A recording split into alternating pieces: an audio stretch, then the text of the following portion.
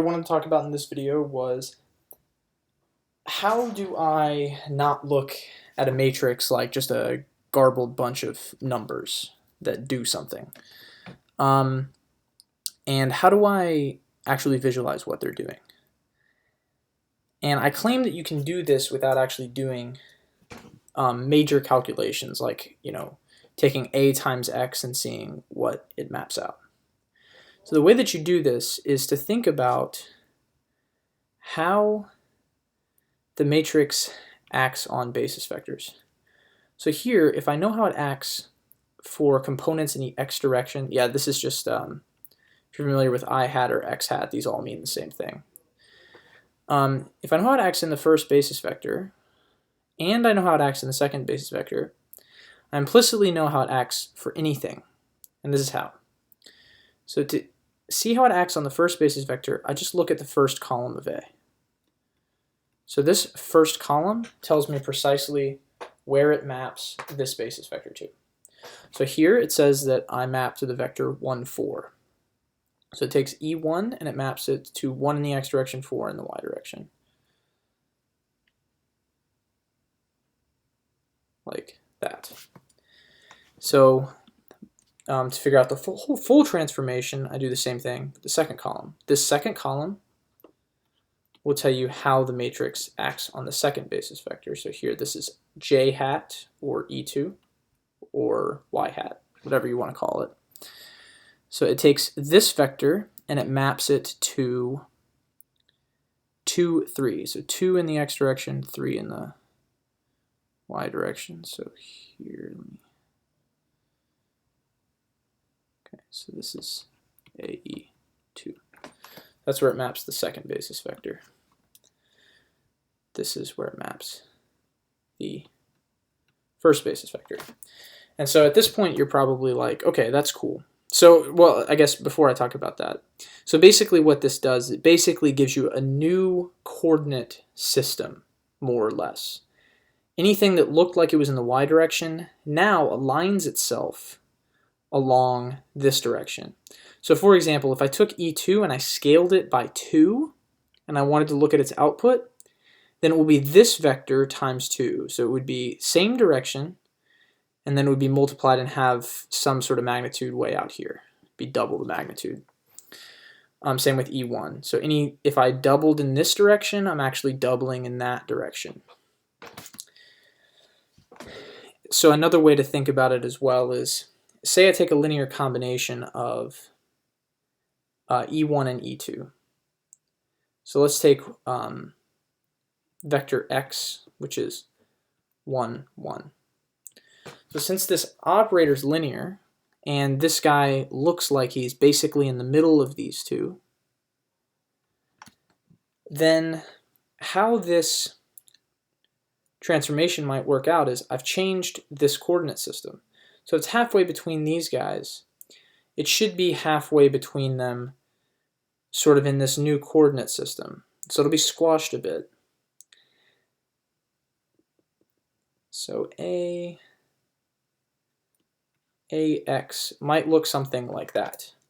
And notice here that I drew this a little bit longer, and it's in the middle because it sort of corresponds here. This being in the middle should be the middle of this new basis.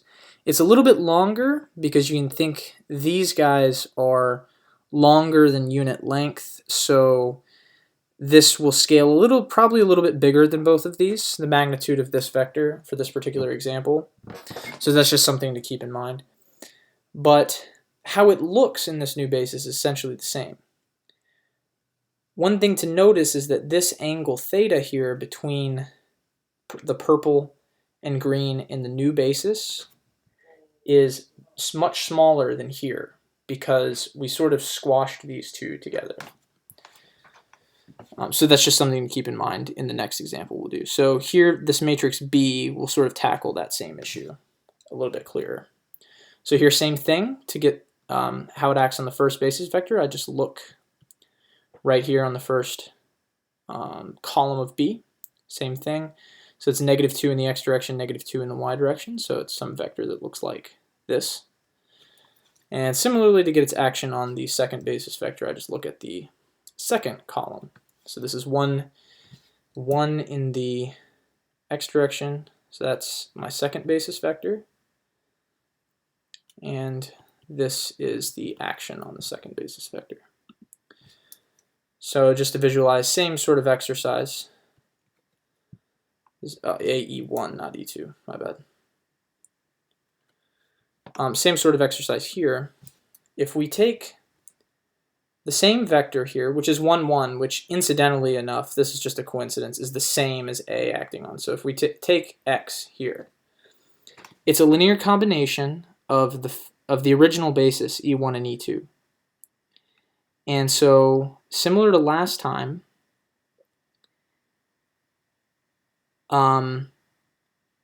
it will be right in between this new basis where I have a green one here and a blue one here. Now here, the magnitude of this one will be a little bit closer to this guy because the magnitude of this is significantly smaller than the other one. So there's a little bit of scaling going on. So I don't, this won't be an entirely accurate picture. This one's easy enough to compute. So this is actually what it'll look like. It'll be -1, 3.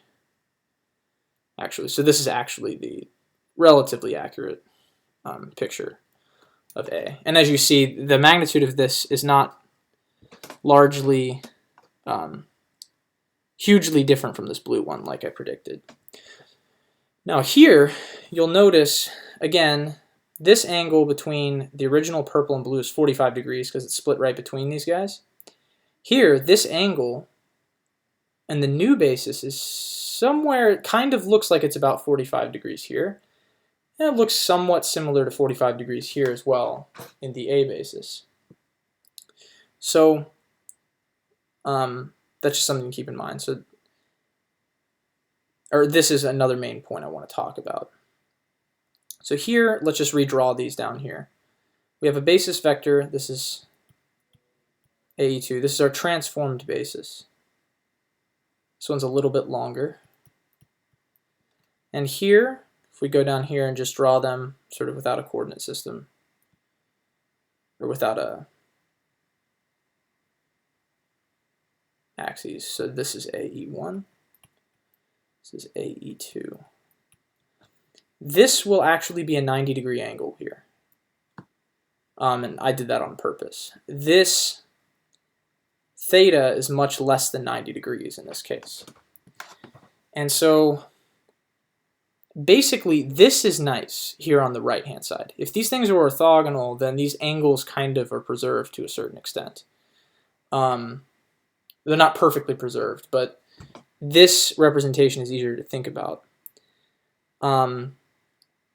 This is a much nicer thing because if you think about taking these yellow lines here to define my coordinate system, in order to match them with the blue and green here for the new coordinate system, I literally just have to take this axis and rotate it 45 degrees, and everything is now aligned perfectly with the transformed basis vectors.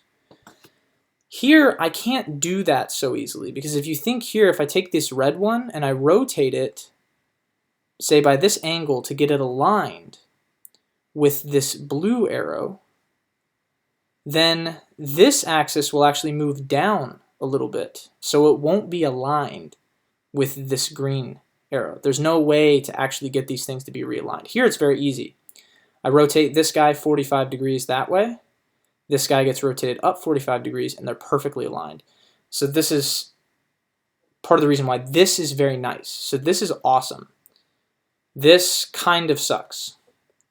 But, so here we got lucky that this was just a coincidence. Here, this sort of inspires an object called singular vectors and singular values.